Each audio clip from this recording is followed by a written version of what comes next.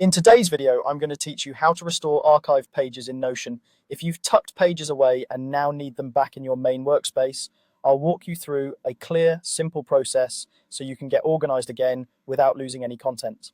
First, open your browser and go to notion.com. On the homepage, click Login.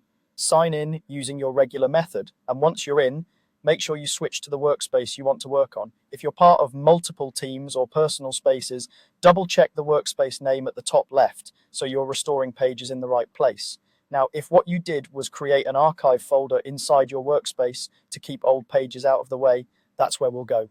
In the left sidebar, find your archive folder and open it. This is a common way to archive in Notion. You move pages into a dedicated folder rather than deleting them, which makes bringing them back quick and safe. Browse through the pages in the archive folder and look for the page you want to restore. If you have a lot of items, use the search bar at the top of Notion to type part of the page name. You can also scan by icons or thumbnails if you've customized those, which makes spotting the right page faster. Once you've found it, hover over the page name and click the three-dot icon.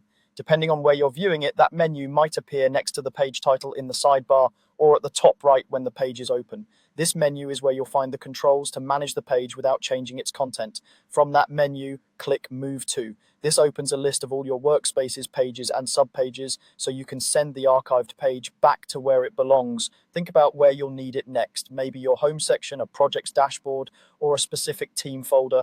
Choosing the right destination now will save you time later. Finally, click the destination of your restored page. Notion will immediately move it there and you'll see it appear in the new location. Your content, formatting, and databases stay intact, so you can pick up right where you left off.